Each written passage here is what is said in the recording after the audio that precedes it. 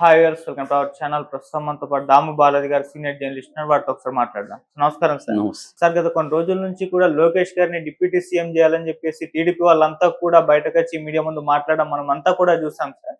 అయితే ఇప్పుడు నిన్న హైకమాండ్ రియాక్ట్ అయ్యి అసలు ఇటువంటివన్నీ కూడా ప్రచారం చేయకండి, మీడియా ముందు ఏం మాట్లాడకండి, డిప్యూటీ సీఎం వ్యవహారం మేము చర్చలు చేసుకుంటామన్న తర్వాతే మాట్లాడండి అని చెప్పేసి వీళ్ళ హైకమాండ్ నిర్ణయించని చూస్తున్నాం సార్. అసలు ఎందుకు టీడీపీ వాళ్ళు ఇది మొదలు పెట్టారు, మళ్ళీ హైకమాండ్ ఎందుకు ఈ విధంగా ఆప్ చేస్తుంది, దీని వెనక ఉన్న ప్లాన్ ఉందా సార్ ఈ విధంగా ప్రచారం చేయడం వెనక? యాక్చువల్ గా కూటమిలో గొడవలు క్రియేట్ చేసి పవన్ కళ్యాణ్ చంద్రబాబు మధ్య గ్యాప్ ని పెంచాలి అనేది వైసీపీ స్ట్రాటజీలో భాగం. అది ఎలక్షన్ ముందు నుంచి కూడా చేశారు. ఎందుకంటే ఎలక్షన్ ముందు కూడా వైసీపీలో కానీ జగన్కి కానీ క్లారిటీ ఏంటంటే పవన్ కళ్యాణ్ చంద్రబాబు కలిసి వాళ్ళ ఓటు ట్రాన్స్ఫర్ కానీ జరిగితే, అంటే కెమిస్ట్రీ అండ్ అర్థమెటిక్ అంటారు. సో కెమిస్ట్రీ జరగాలి, అర్థమెటిక్ అంటే ఓటు ట్రాన్స్ఫర్ జరగాలి. ఇవి కానీ జరిగితే మనకి ఛాలెంజ్ అవుతుంది అనేది జగన్కి ముందు నుంచి ఐడియా ఉంది. అందుకనే పవన్ కళ్యాణ్ని టార్గెట్ చేస్తూ ఒక పక్క, రెండోది పవన్ కళ్యాణ్ని చంద్రబాబు నమ్మడని, చంద్రబాబు వెన్నుపోటు పొడుస్తాడని, లేకపోతే చంద్రబాబు దగ్గర ప్యాకేజ్ తీసుకున్నాడని, ఇలా రకరకాలుగా వాళ్ళు ట్రై చేస్తారు. ఆ తర్వాత అనూహ్యంగా పెద్ద ఎత్తున 100% స్ట్రైక్ రేట్తో పవన్ కళ్యాణ్, 92% స్ట్రైక్ రేట్తో చంద్రబాబు అధికారంలోకి వచ్చారు. సో ఈ క్రమంలో ఇప్పుడేందంటే వైసీపీ వీళ్ళని 2029 లోపల విడగొట్టాలి అన్న ఒక స్ట్రాటజీతో వైసీపీ వెళ్తుంది.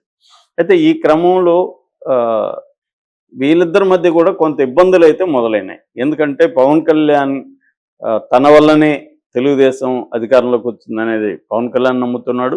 అట్లాగే పవన్ కళ్యాణ్కి చాలా బలంగా కేంద్ర ప్రభుత్వానికి సంబంధించిన మోడీ కావచ్చు, అమిత్ షా కావచ్చు, వీళ్ళందరూ ఫుల్ సపోర్ట్ ఉంది. అంటే బీజేపీ జనసేన ఆల్మోస్ట్ ఒకటే అన్న రీతిలో ఉన్నాయి. పవన్ కళ్యాణ్ కూడా కంప్లీట్ ఎక్స్ట్రీమ్ బీజేపీ కంటే కూడా ఎక్కువగా హిందుత్వవాదికి లాగా మారిపోయాడు. సో ఈ కాంటెక్స్ట్లో పవన్ కళ్యాణ్కి ఒక లాంగ్ టర్మ్ వ్యూహం ఉంది. అదేంటంటే నెక్స్ట్ తాను సీఎం కావాలని, దానివల్ల ఈ ప్రభుత్వాన్ని ఉపయోగించుకొని, అధికారంలో ఉపయోగించుకొని తాను ఎట్లా ఫోకస్ అవ్వాలి అనుకున్నప్పుడు అతనికి ఒక ప్లాన్ వేసుకున్నాడు. ఆ ప్లాన్ ఏంటంటే, ఈ ప్రభుత్వంలో ప్రతి ప్రభుత్వంలో కూడా కొన్ని అవాంఛనీయ సంఘటనలు జరుగుతాయి, అవినీతి ఉంటుంది, అవినీతి లేని ఏ ప్రభుత్వాలు ఉండవు. దాన్ని ఉపయోగించుకొని దాన్ని పబ్లిక్లోకి తీసుకురావడం ద్వారా తాను ఒక రెబల్ లాగా, తాను ఒక ప్రతిపక్ష నాయకుడిలాగా చేయడం ఒకటి. రెండోది, ఈ ప్రభుత్వాన్ని నేను పైనుండి శాసించగలను అన్న ఒక సిగ్నల్స్ని జనంలోకి పంపడం. ఈ స్ట్రాటజీతో పవన్ కళ్యాణ్ స్టార్ట్ చేశాడు.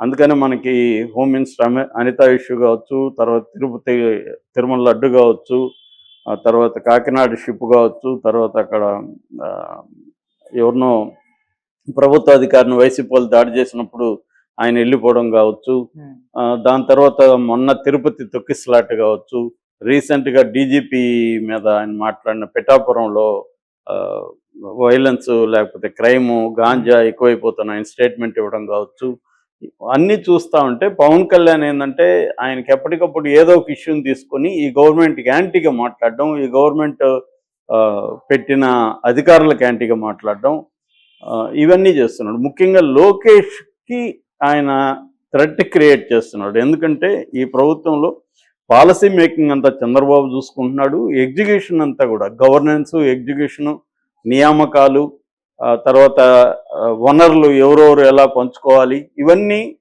లోకేష్ చూస్తున్నాడు. అంటే రియల్ పవర్ లోకేష్కి ఉంది. ఒక రకంగా డిఫాక్టో సీఎం లాగా లోకేష్ బిహేవ్ చేస్తున్నాడు. దీన్ని పవన్ కళ్యాణ్ అటాక్ చేయడం మొదలుపెట్టారు. అంటే లోకేష్ పవర్ని పవన్ కళ్యాణ్ అటాక్ చేస్తున్నాడు. సో ఇది పెరిగే కొద్దీ లోకేష్కున్న ఒక టీము కానీ, లేకపోతే లోకేష్ వెనకున్న మొత్తం తెలుగుదేశం ఎమ్మెల్యేలు కావచ్చు, అందరూ కూడా థ్రెట్గా ఫీల్ అవుతున్నారు.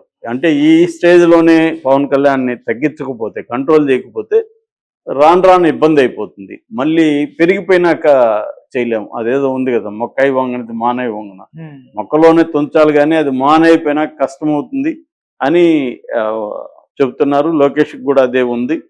సో దాంతో చంద్రబాబు కూడా కొంతవరకు దీన్ని ఎట్లా కంట్రోల్ చేయాలి పవన్ కళ్యాణ్ని అని ఏం చేస్తున్నాడంటే ఈ స్ట్రాటజీకి తెరలేపినట్టుగా కనబడుతుంది. ముందుగా మహాసేన్ రాజేష్ స్టార్ట్ చేశాడు దీన్ని, లోకేష్ డిప్యూటీ సీఎం. అంటే పవన్ కళ్యాణ్ డిప్యూటీ సీఎం. ఇంతకుముందు చంద్రబాబు పీరియడ్లో 2014-19లో ఇద్దరు డిప్యూటీ సీఎం ఉండేవాళ్ళు, ఒక కాపు ఒక బీసీ. దాని తర్వాత జగన్ పీరియడ్లో 5 మంది డిప్యూటీ సీఎంలు. వాళ్ళకి ఎవరికి కూడా పెద్దగా ఇంపార్టెన్స్ ఉండేది కాదు. అయితే పవన్ కళ్యాణ్ ఒక కండిషన్ పెట్టాడని చెప్తున్నారు, డిప్యూటీ సీఎం నాకు ఒకరికే ఇవ్వాలి, ఇంకెవరికి ఇవ్వకూడదని. అది కూడా పవన్ కళ్యాణ్ చాలా స్ట్రాటజిక్గా ఉన్నాడు. ఇప్పుడు ఇంకొక ఇద్దరినో ముగ్గురినో పెట్టారనుకో, పవన్ కళ్యాణ్కి ఏం వాల్యూ ఉంటుంది? ఒకడే ఉన్నప్పుడు పవన్ కళ్యాణ్కి వాల్యూ ఉంటుంది.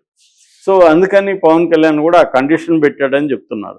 ఇప్పుడు లోకేష్ని డిప్యూటీ సీఎం చేయాలి అని ఒక డిమాండ్ తీసుకొచ్చి కేడర్లో, జనంలో, కార్యకర్తల్లో డిమాండ్ వస్తుందని చెప్పి లోకేష్ని డిప్యూటీ సీఎం చేస్తే పవన్ కళ్యాణ్ పవర్ని తగ్గించవచ్చు అన్న ఒక స్ట్రాటజీ కనిపిస్తుంది.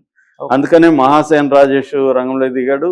దాని తర్వాత చంద్రబాబు ఎదురుగానే శ్రీనివాస్ రెడ్డి, ఆయన పాలిట్ బ్యూరో మెంబరు, ఆయన అనౌన్స్ చేశాడు. అప్పుడు కూడా చంద్రబాబు ఖండించలేదు. మనం గమనిస్తే ఆ స్టేజ్ మీద చంద్రబాబు ఖండించాలి కదా అతను చెప్పగానే, కానీ ఖండించలేదు, సైలెంట్గా ఉన్నాడు.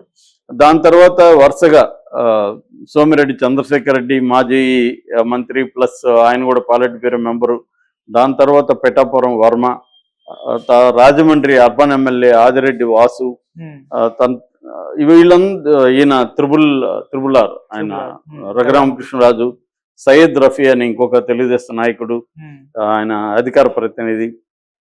దాని తర్వాత లేటెస్ట్గా మొన్న అక్కడికి వెళ్ళినప్పుడు, దావోస్కి వెళ్ళినప్పుడు టీజీ భరత్ ఓపెన్గానే చంద్రబాబు ఎదురుగానే లోకేష్ నెక్స్ట్ సీఎం లోకేష్ అనేది అక్కడ చెప్పాడు.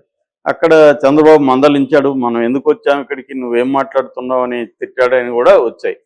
ఏదేమైనా ఓవరాల్గా ఒక వ్యూహం ప్రకారం తెలుగుదేశంలో ఉండే నాయకులంతా కూడా మన లోకేష్ డిప్యూటీ సీఎం అవ్వాలి అన్న ఇది డిమాండ్ని జనంలోకి తీసుకొచ్చారు. దానికి కౌంటర్గా జనసేన నాయకులు కూడా ఓకే లోకేష్ డిప్యూటీ సీఎం అయితే మాకు అభ్యంతరం లేదు, కానీ మా పవన్ కళ్యాణ్ని సీఎం చేయండి, 2.5 సంవత్సరం పవన్ కళ్యాణ్ సీఎంగా ఉండాలి.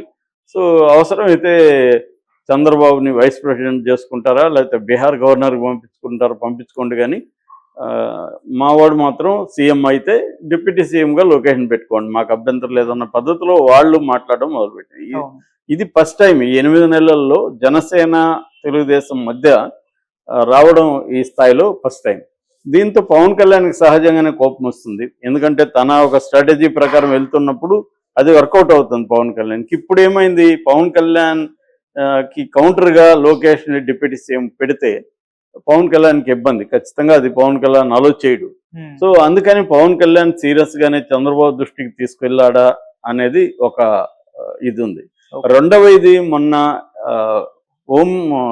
సెంట్రల్ హోమ్ శాఖ మంత్రి అమిత్ షా రాకముందు ఇది స్టార్ట్ అయింది, జస్ట్ ఆయన వస్తున్నప్పటి నుంచి ఇది స్టార్ట్ అయింది. సో అమిత్ షాని పర్మిషన్ అడిగాడని చంద్రబాబు ఇట్లా లోకేష్ డిప్యూటీ సీఎం చేయాలని డిమాండ్స్ వస్తున్నాయి. అడిగితే అమిత్ షా కౌంటర్గా అసలు లోకేషే అక్రమాలకు అన్నిటికీ బాధ్యుడని చెప్తున్నారు, మా దగ్గర మొత్తం డేటా ఉంది, ఎమ్మెల్యేలు ఎమ్మెల్సీలు నాయకులంతా కూడా విపరీతంగా అవినీతికి పాల్పడుతున్నారు, ఇసుక కుంభకోణం, మద్యం కుంభకోణం, మట్టి కుంభకోణం, ఇతర వనరులు అన్నిటినీ తినేస్తున్నారు, ఆ డేటా అంతా మా దగ్గర ఉంది, దీని వెనక లోకేషే ఉన్నాడు, కాబట్టి మీరు ముందు అసలు అది తగ్గించుకోండి,